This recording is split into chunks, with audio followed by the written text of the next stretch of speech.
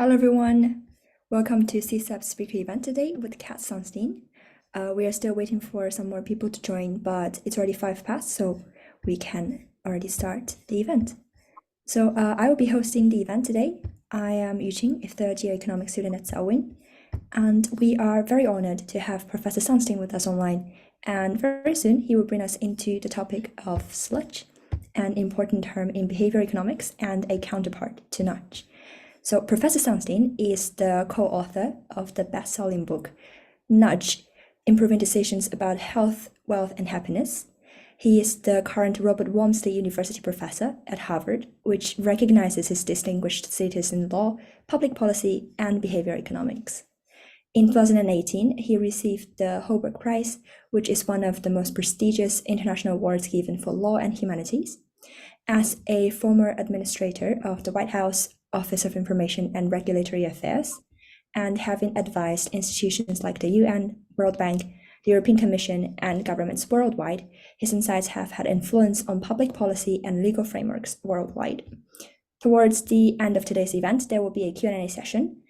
Given the number of people we have and to avoid issues such as missing out raised hands, we will collect your questions from the chat function of the meeting. And we've already collected some questions previously through the questionnaires too, so we will go through some of them too. Again, we are very happy and grateful to have you here with us, Professor Sunstein. Without further ado, I will now hand it over to you. Thank you so much. Hi, everybody. Thank you for being here at 7 p.m. at night. It's a little earlier here, and also I'm especially grateful and thrilled to be talking to you all because I love Cambridge dearly, not just my own Cambridge, but your Cambridge, which is maybe the most beautiful place in the world, certainly the most beautiful university. And I've had a chance to work with students and faculty there, and it's incredible. So thank you for participating in this. I'm also hopeful that the rise of behavioral economics at Cambridge will continue to pay fantastic dividends from both students and faculty, that this is really the time for it. I've written a little book for you, and the main chapter is called Sludge, but we have a little bit in addition. There's a preface, and then there are two initial chapters. This book will not be published, but it's a little book. So preface, here are three true tales of behavioral economics and sludge. The first tale is actually from yesterday, when our Federal Trade Commission finalized a rule called click to cancel. And the basic idea is there's a widespread practice by which it's easy to become a subscriber or a participant in something. Maybe you're subscribing to a magazine, maybe you're subscribing to an online service, and cancellation is sludgeful, and we'll get a little more precise about the definition, but let's just say it's full of frictions and administrative burdens. And what our Federal Trade Commission has said is that if it's easy to subscribe, it has to be as easy to cancel. It's anticipated that reform will save a great deal of money from consumers, many of whom are particularly vulnerable. So it's expected to have significant welfare effects and also to be especially good on distributive grounds. And that's a recent reform, which is the culmination of approximately 15 years of work in behavioral economics, which has come to define national policy, at least in the United States.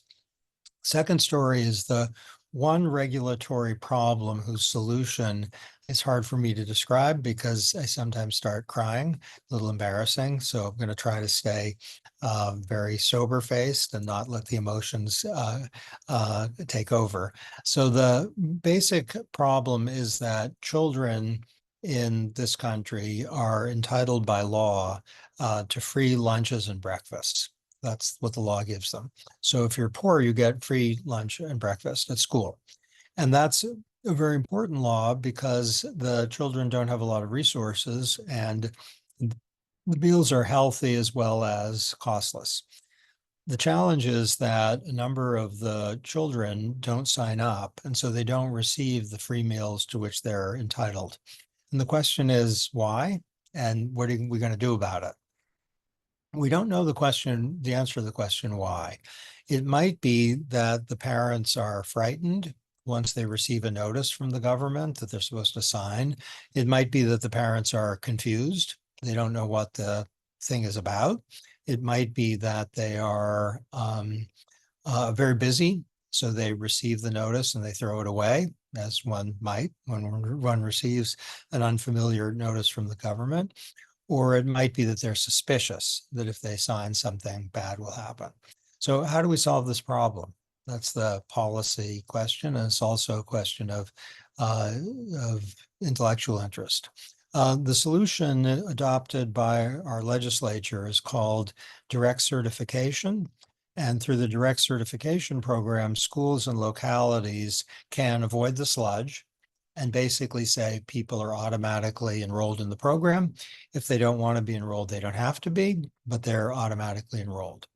And the result of the program, according to a recent count, is to ensure that over 10 million poor children are enjoying free school meals. And while 10 million is a statistic, if I had a slide with, let's say, 12 of those kids, the emotional impact I predict would be quite significant. These are kids who are able to eat nutritious meals by virtue of one behaviorally informed change in policy. Okay, the third of my three prefatory stories is from Washington, D.C., where I live much of the time. And this doesn't involve our national government, it involves more local government. And there's a technology you can get on your cell phone, where if you put it on your cell phone, you can track your child's educational progress. So it's like an app. And on the app, you can see, is the child attending school? Is the child absent? What are the grades? You can basically learn everything about your child's performance in school. And it's a really good technology. It turns out to increase significantly the performance of the children whose parents receive the relevant information. The District of Columbia, Washington, D.C., that is, rolled out an initiative by which parents could go on the website and click and download the technology and track their children's progress. The result was that 1% of parents did that. That is, I was a literature major, not a math major, but I say 1% is 1 in 100, and that's a horrible performance that 99 in 100 kids are not benefiting from a technology which could really help them in school. So the policy makers working with the behavioral economists changed the intervention so that people got a text message saying, if you want to participate in the program, just click. You don't have to go to the website, just click on your text message. And that increased participation rates from 1% to 8%. That's an 800-fold increase in participation. That's terrific, 800% increase. That's not easy to get, but still 92%, excuse me, 92% of families aren't involved in the technology. So it's a lot better, but it's pretty horrible. So the third intervention was to say, okay, parents in Washington, D.C., you're automatically in, you're getting it. If you don't want the technology, you can get out, but you're automatically in. The result of that was to have over 90% participation rates. And the record is that that significantly improved educational performance. Now, here's the kicker, kind of the footnote, that experts in education in the relevant area made extremely erroneous predictions about the effects of the various interventions. And in particular, they wildly underestimated the effect of automaticity. So that is to say that the automatic intervention, the one that got over 90% participating, was not thought by experts to be so promising. The reduction of sludge, and again, to be defined, turned out to be a massive game changer in terms of children and education. Okay, that's the preface, 3 stories of sludge reduction and its impact. Now we're going to talk a little bit about behavioral biases that are relevant to behaviorally informed policies in many domains, but particularly relevant to sludge. They may all be familiar, but one thing that behavioral science shows us is that repetition is underrated. Should be a bumper sticker that says repetition is underrated. Okay, so the first of our 5 behavioral biases is present bias, which means that the future is a foreign country, laterland, and we're not sure we're ever going to visit. When I was a young law student, I was interviewing for law firms in Washington, D.C., and I was lucky enough to have an interview with the most important partner at one of the law firms. That was very exciting and terrifying for me. And he must have had a slow day, so he was willing to meet with me.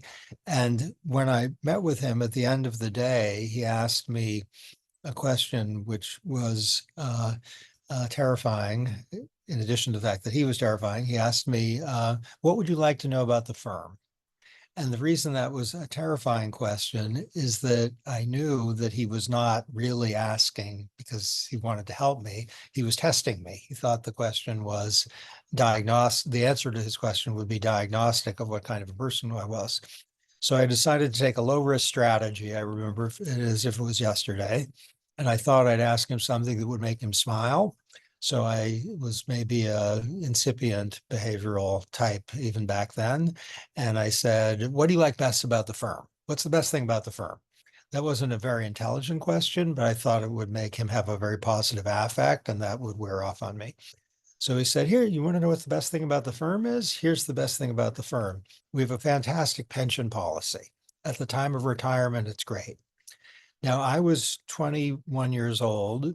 I didn't know what a pension policy was. To the extent that I had a clue, I couldn't care less. Even now, the idea of an exciting pension policy makes me sleep. And the problem is I was showing a form of present bias. Long-term wonderfulness was current yawning. So if people are present biased, then tomorrow is a foreign country, call it laterland, and people aren't sure they're ever going to visit. That is a real problem for, let's call it sludge, in the form of frictions. Overcoming them may be something that people will want to do tomorrow, and tomorrow never comes. We know that people are unrealistically optimistic, that some studies, 80% of people think they're better than the average driver and less likely to be involved in a serious accident, 80% or more. Approximately 100% of people believe their sense of humor is above average. That's because they know what's funny.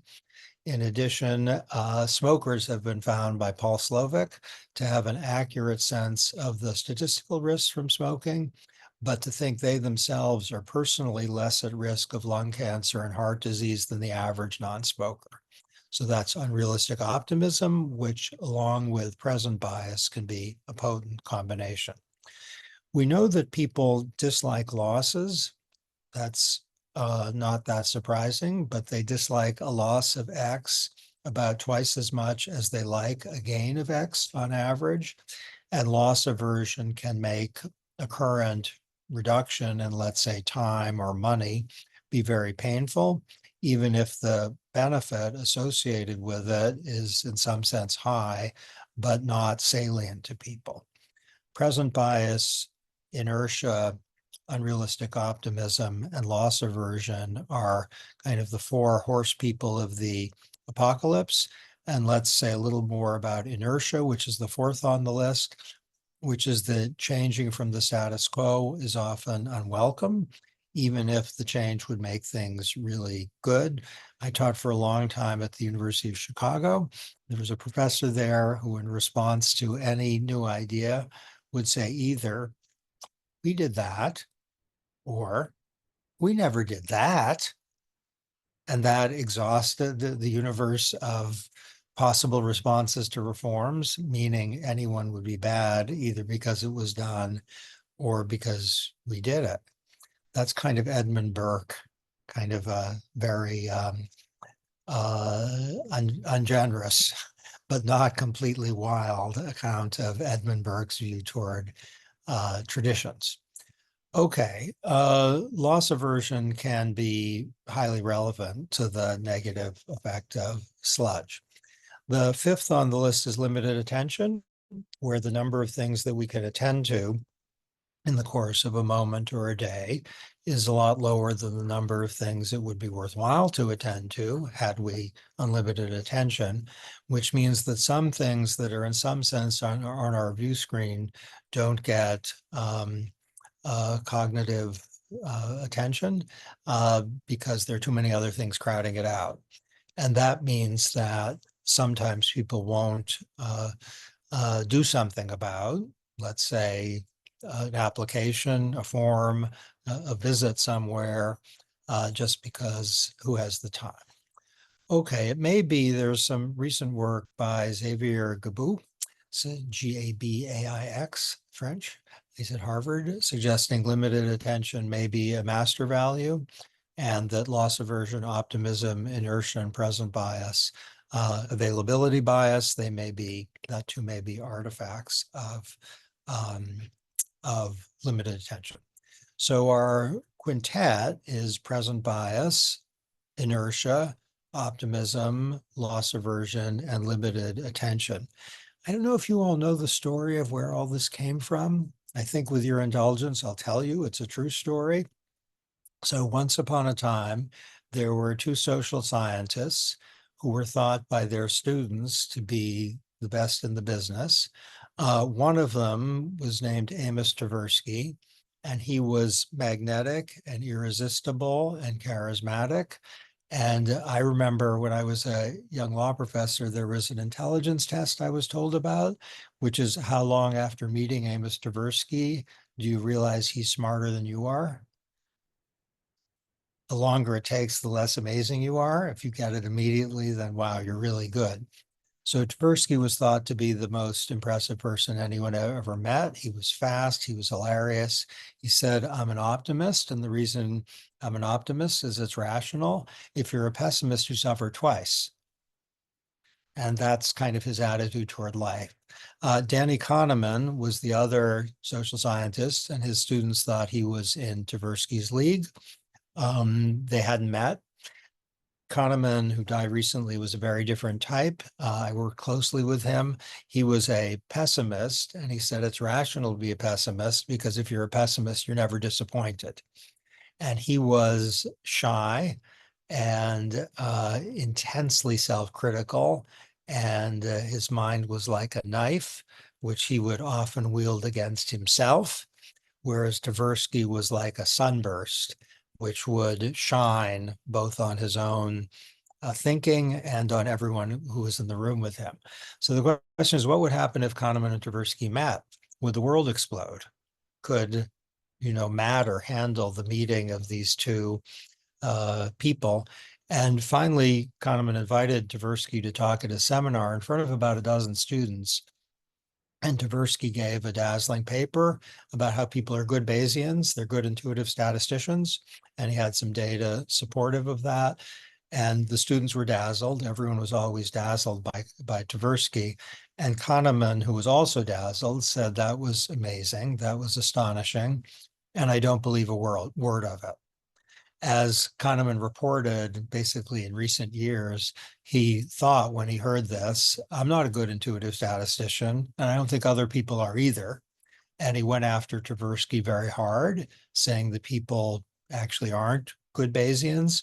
And that produced about a dozen years of a collaboration that developed the kinds of biases that I've just sketched.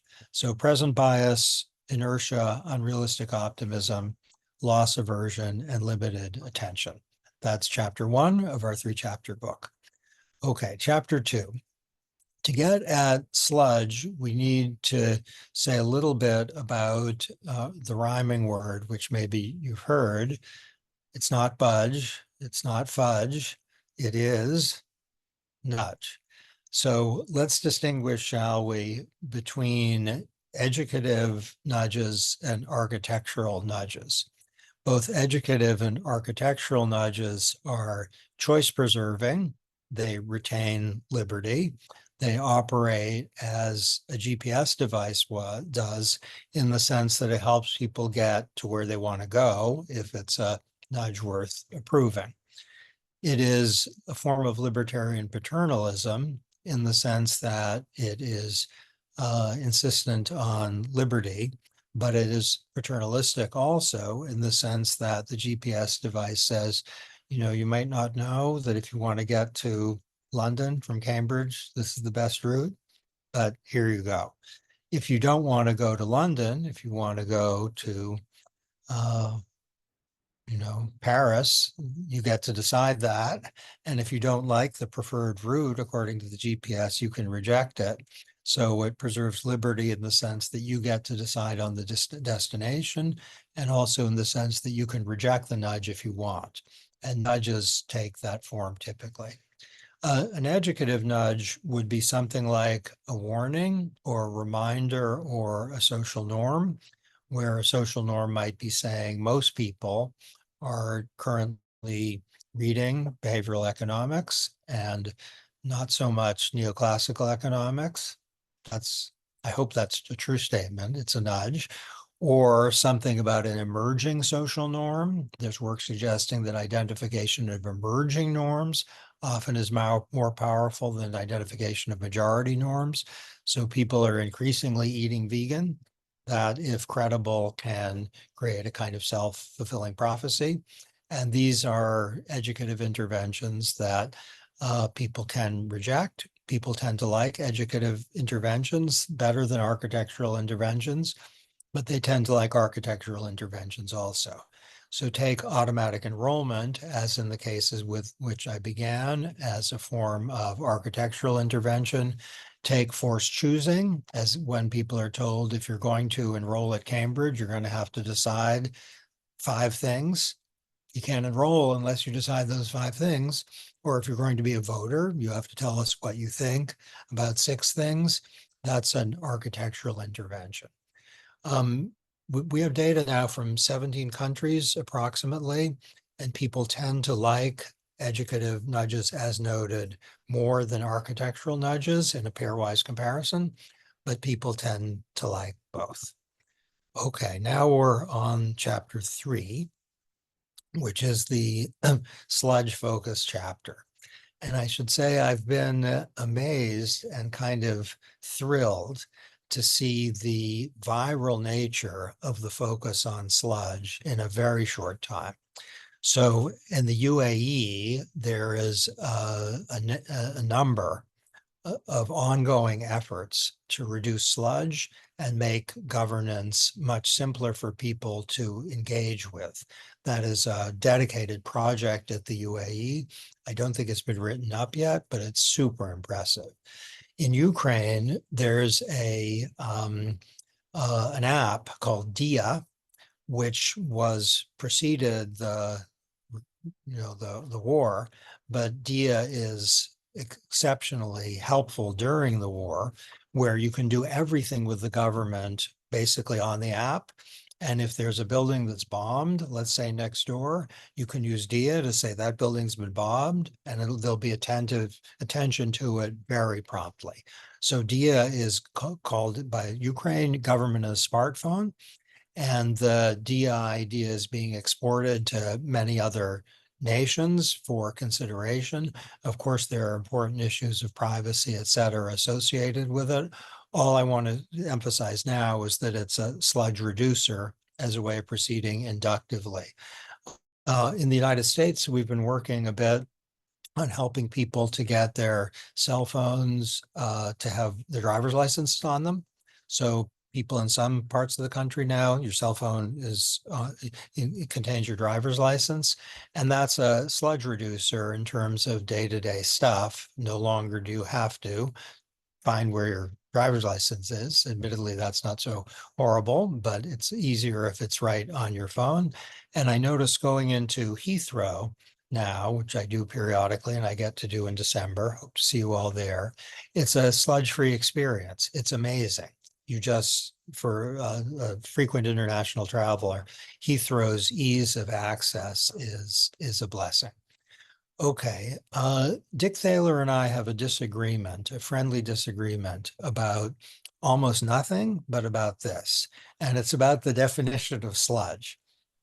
So he would like to discuss, to define sludge as excessive or unjustified frictions that impose barriers that are indefensible on people who are trying to get access to something. So you could see an arduous process by which people cancel a subscription they don't like anymore to be sludge according to his definition. Or you could see something like a application requirement to get, let's say, a subsidy for farmers as not sludge because the application requirement makes sense and is fully defensible given the goals of the government. So on his view, sludge is excessive or unjustified frictions, and take that as a possible account. I prefer a definition that just says it's frictions or barriers or burdens that may or may not be justified. My definition is neutral with respect to the normative assessment. And I like that better because then we can say this is sludge, even though we haven't made what might be a very challenging judgment about whether it's excessive or defensible. So let's work with a definition of sludge, which has a degree of looseness to it, but maybe that's good enough for most purposes, where an in-person interview requirement would be sludge. A form of 15 pages would be sludge. A requirement that you find information that's difficult to obtain access to is sludge. A requirement that you wait for 3 weeks before getting something, let's say it's a permit or a license, that's sludge. And these are various forms of frictions that operate as little walls between people and things that can make their life go better. There's something called an International Sludge Academy at the OECD, and this is thrilling to observe, which has pioneered the widespread use of sludge audits designed to identify the volume of sludge imposed by governments. And I can say the United States has engaged in a pretty careful sludge audit, which is limited to paperwork burdens, but that's an important ingredient of sludge. To know something about that is extremely valuable. Our sludge in the United States recently was in excess of 10 billion annual hours. 10 billion annual hours in paperwork. That's staggering, where our Department of Labor imposes 170 million hours. Our Environmental Protection Agency imposes about 180 million hours. Our Department of Health and Human Services imposes 1.4 billion hours. I'd love to know the volume of sludge in the form of paperwork burdens imposed in the UK. My hope, and based on visiting there, my belief is that it's lower than it might otherwise be, but it would be shocking if it isn't higher than it should be, even if it's lower than it might otherwise be. Hospitals have engaged in sludge audits in some nations with respect to cancer screening. We have some data on that now. And we know that the amount of sludge that people have to navigate to get cancer screening is high, and often it operates as a kind of wall telling people you're not going to get cancer screening, even though that's not the intended message, it's the effective message, because navigating the sludge process is really hard. I have a connection with our Department of Homeland Security in the United States, which is in charge of visas and things about coming into the country and leaving the country. And I got a call from someone of some importance, not in the government, not an American, but someone who's kind of an important person in Washington, who asked if I could help her get her son to be able to leave the country and come back. And I said, no, I couldn't, because it would violate the ethical rules. You can't do special favors to people you know. And she didn't like that very much and was persistent. So I called my government colleagues and said, can I help this person? And they responded as I expected. They said, why are you calling us? Don't you know the ethics rules don't permit you? And so I said, yeah, I know. Sorry to bother you. And so I called her back and said, I can't help. And she was very unhappy with me. She's from a country where the level of ethical restriction isn't as high as it is in my country and probably yours. So she said, what do I do? And I had a 3-word answer to that. I said, call a lawyer. And she did. And she called me the next day and said the lawyer fixed it in 10 minutes. She's a very good person.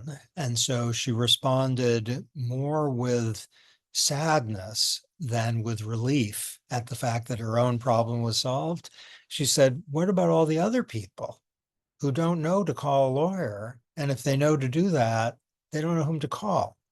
So how can this be a situation where something that's fairly routine is just unfathomably difficult for a well-educated person to solve, and a lawyer can fix it like that, et cetera?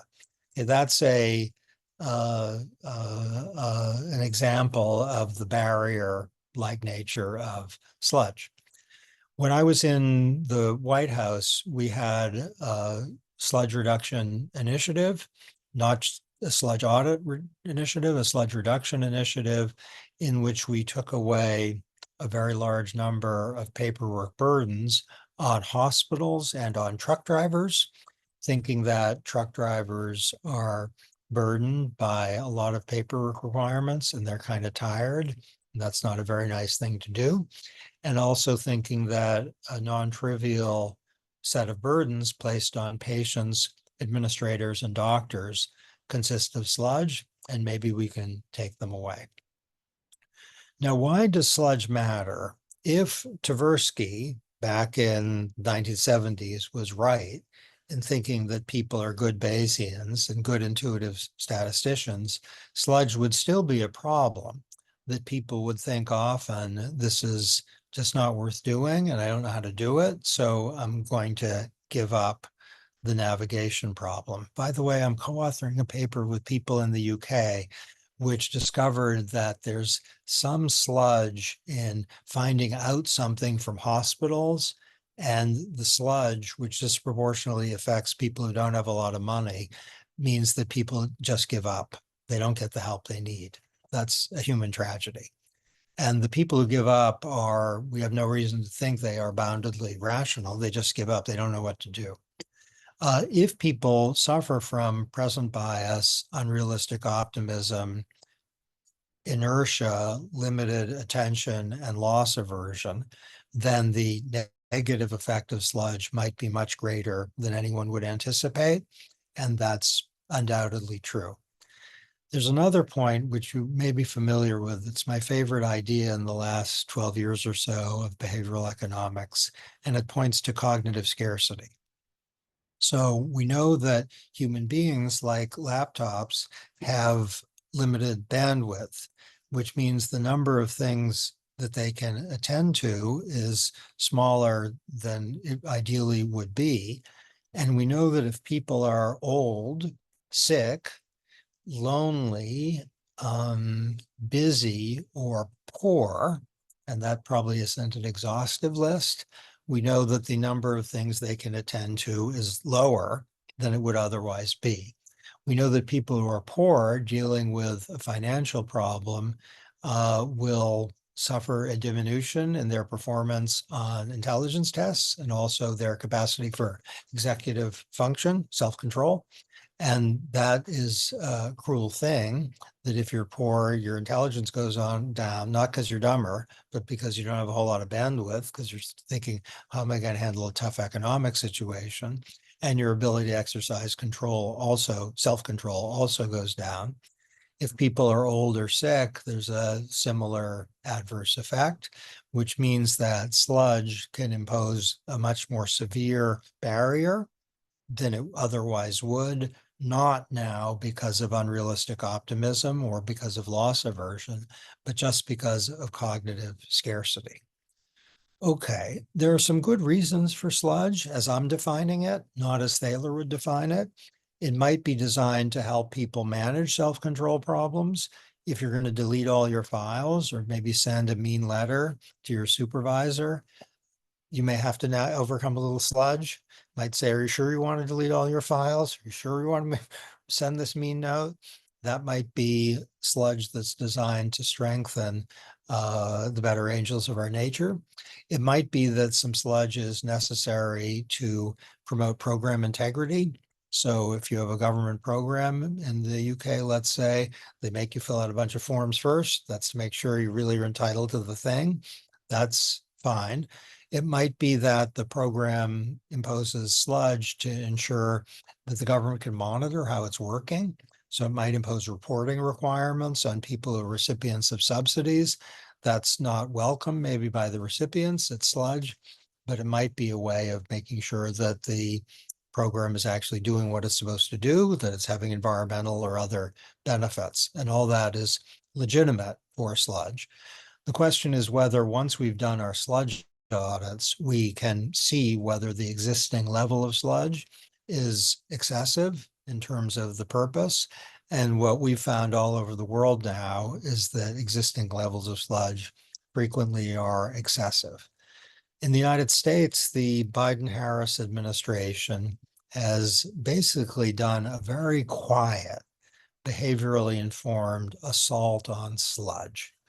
And the kind of word of the day is time taxes, where the goal is to reduce the temporal tax imposed on people by reference to measuring whether the imposition is justified in view of its magnitude and its beneficial effects. At the Department of Homeland Security, there was a 20 million hour challenge in which the agency said, let's eliminate 20 million of our approximately 190 million hours in 1 year.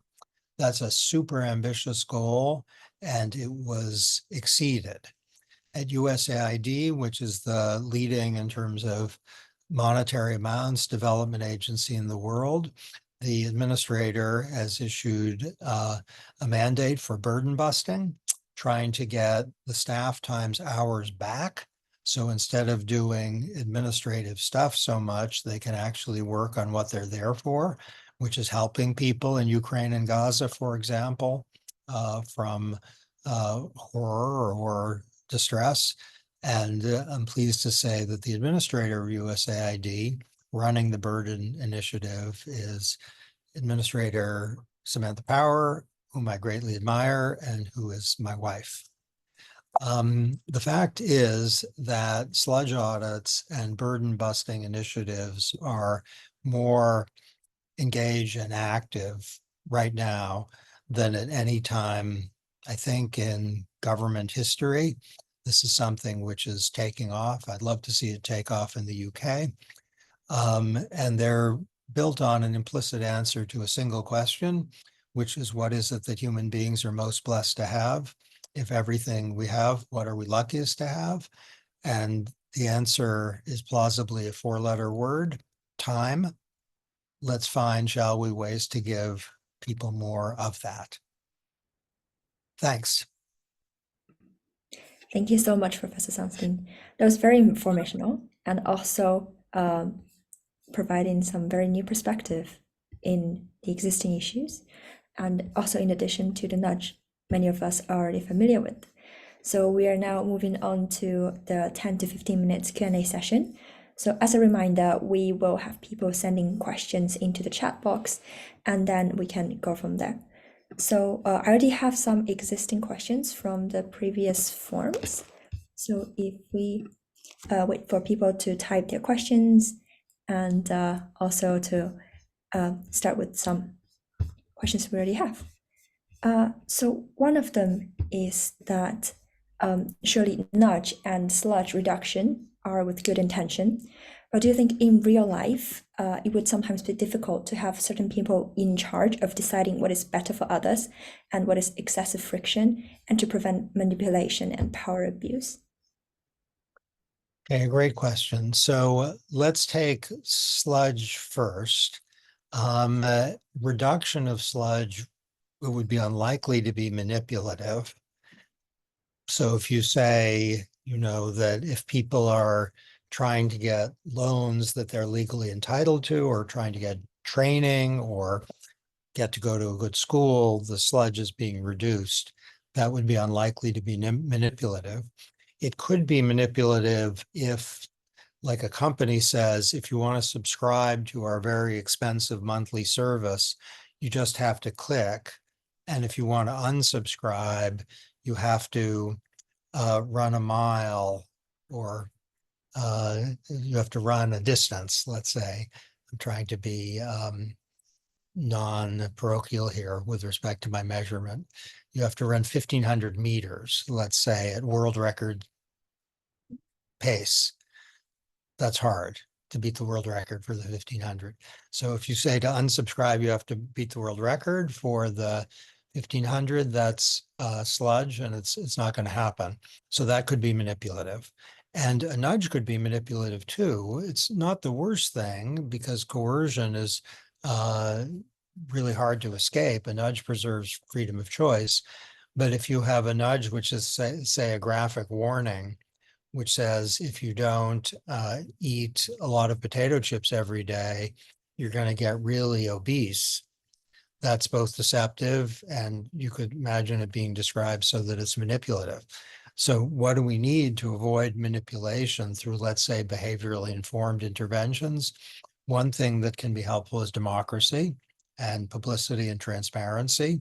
So when I worked in the US government, everything we did in the behavioral domain had a lot of transparency. And if people thought it was dumb or unhelpful, then maybe wouldn't do it.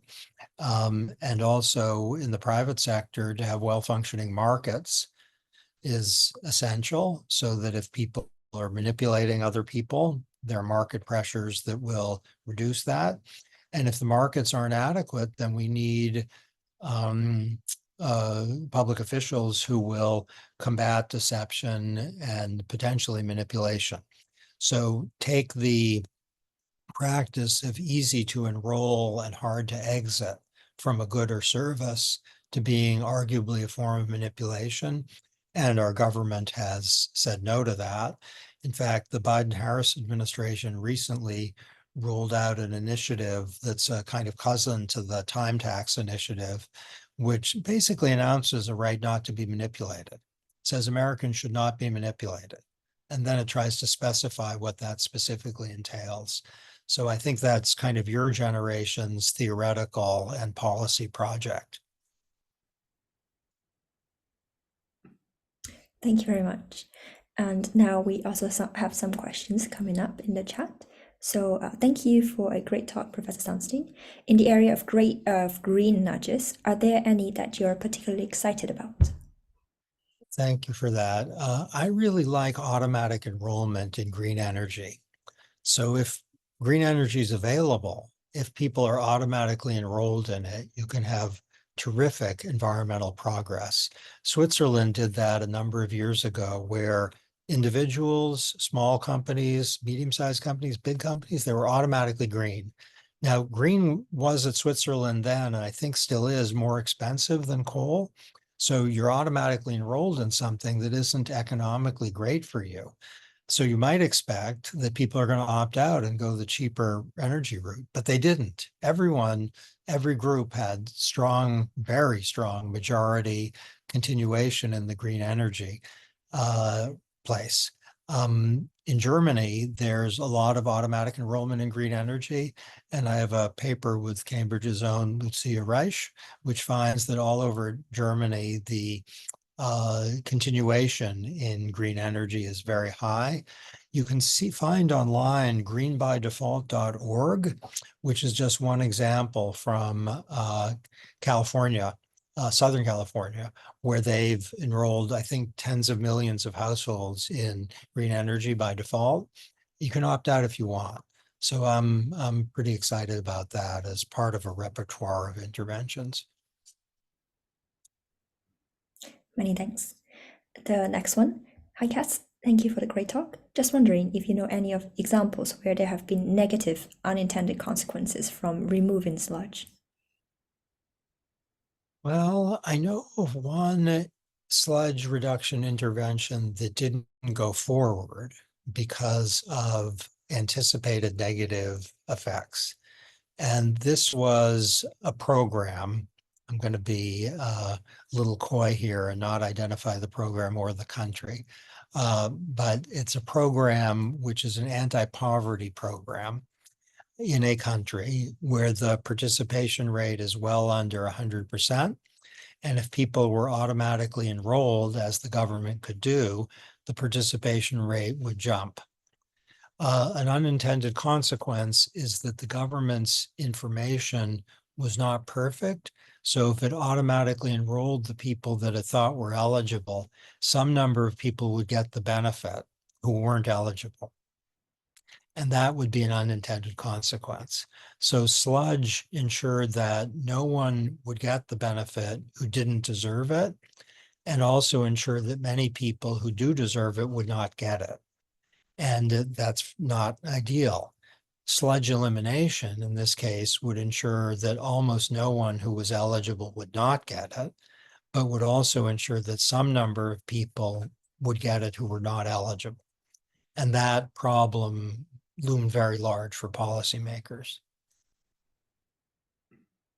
Thank you. The next one, we have a very specific case. So there is increasingly sludge for purchasing things online. For example, every time you try to buy tickets, each different platform will require full filling out of different information. So what is your view on how this impacts competition? For example, if some large platforms such as Amazon are able to have sludge-free processes, this gives them a large advantage. Is this fair competition in your view? Or would it just lead to domination by the biggest platforms?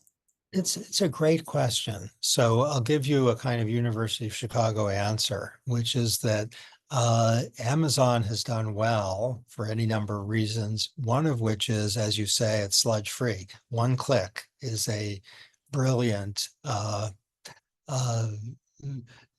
of an effort to encourage purchases.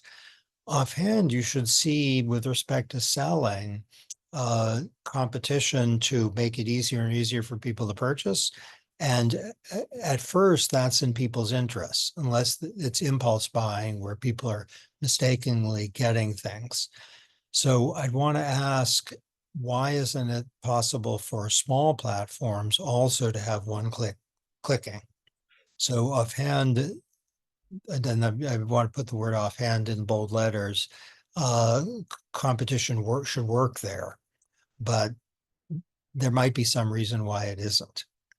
There's a good project here to look at the level of sludge for purchasing and to see how it's variable across platforms and to see whether volume of sales is correlated with ease of purchasing.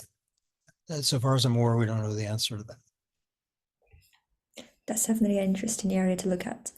And the next question is, how robust is the framework for categorizing what is actually counted as excessive administrative burden? Well, I think it would have to be a welfare analysis. So this is Thaler's approach. To see what's excessive, we need to look at the costs and benefits and to see if the benefits exceed the costs. So I think it's kind of analytically robust. It might be that in some cases it's hard. It might be hard because we lack data, or it might be hard because to turn the data into monetary equivalence is challenging. But if, for example, you could reduce sludge by 10% and produce no negative effects on anything you care about, then we know the sludge is excessive.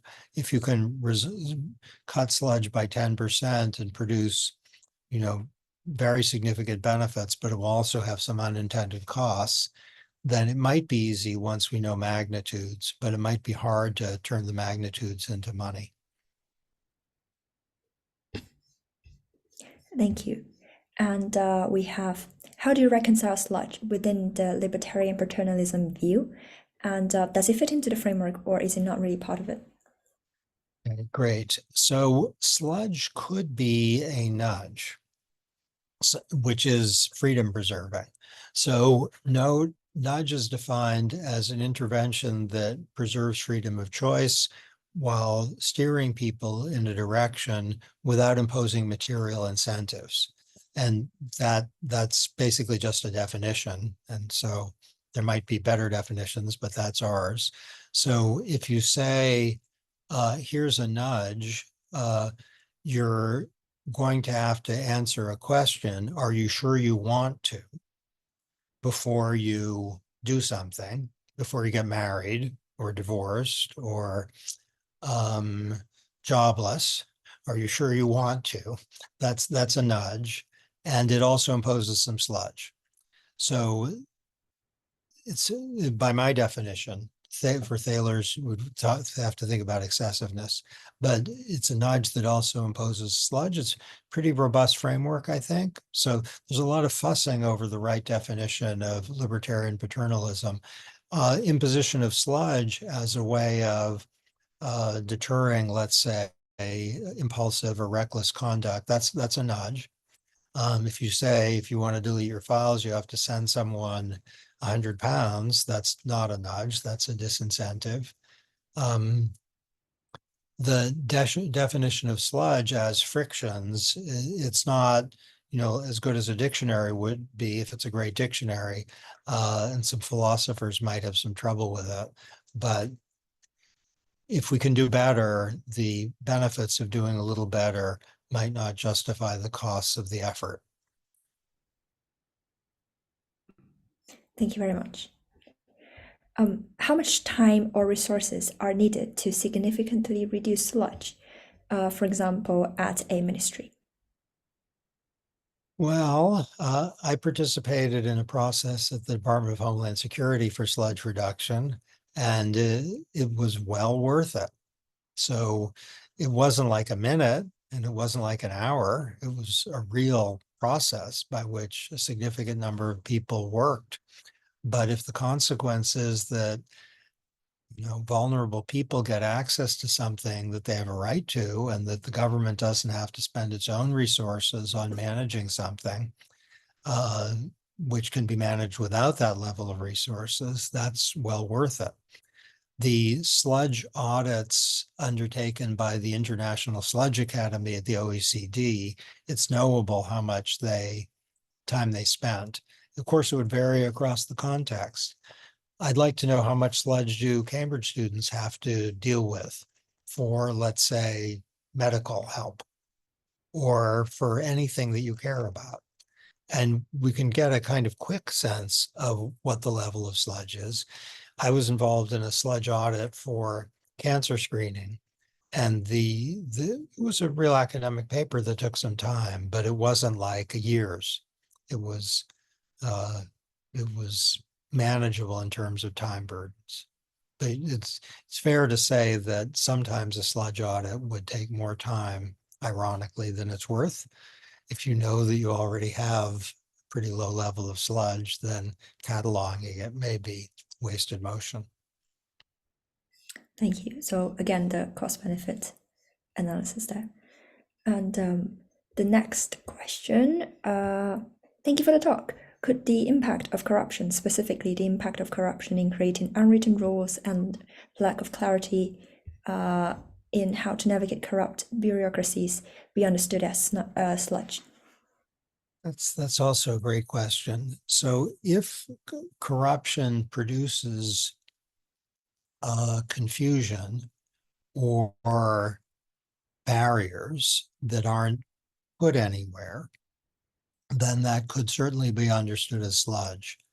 There's a great essay by a legal theorist named Lon Fuller, which is about the morality of law.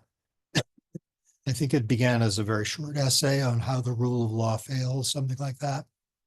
And one way the rule of law fails is people don't have clarity on what the law is. So you don't know what you're supposed to do and what you're not supposed to do.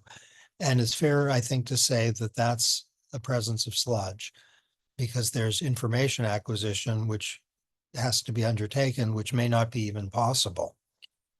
And that's costly. I should say that our Office of Management and Budget has issued, I think, 2 documents called Handling the Time Tax, something like that, which points to stuff, not corruption, but stuff about psychological and information gathering burdens as forms of sludge. So these are 2, I think, very, instructive reports. They're not theoretical, they're government documents, but they're very focused on the time tax, including unwritten rules and lack of clarity. Thank you so much for your time. We still have 2 more questions in the chat. Would you be still available to answer them, or we can just wrap it up here? Let's do one of them if it's okay. Okay, let's do the next one then. Thank you. We have one-click purchasing online may involve saving postcodes and card credentials, etc. How do we prevent unintended consequences arising here? For example, making confidential information easier to hack. Yeah, that's also a great question. To have privacy guarantees either required by law or encouraged by market pressures is really good. And cybersecurity is very important. I should say there's an initiative from the US government called Secure by Design, and it's really about using choice architecture. It's behaviorally informed as a way of reducing the likelihood that people will be able to hack. It's kind of a second order nudge intervention. Thank you so much. I guess we will wrap it up here. So thank you so much for joining us, Professor Sunstein. It was surely an informative talk and one that provides new angles, and we really appreciate your time and hope you all the very best. Yes. Thanks. Same. Hope to see you all in person in December. Be there in September. Thank you so much. And as a closing remark, I actually will say I think I was reading earlier today, and the FCA are doing similar things with reducing sludge, try and get people to invest more. So it'll be really exciting to see if they really actually pick up these ideas, kind of almost maybe not directly from you, but through osmosis. So it's really lovely to see these things kind of becoming more aware. So again, thank you so much. Honestly, we're all very happy to have you here. And to everyone else on the Zoom call, will be returning with another event next week with Paper Zero, looking at finance in Indonesia. So thank you very much, Cass Sunstein. Thanks all.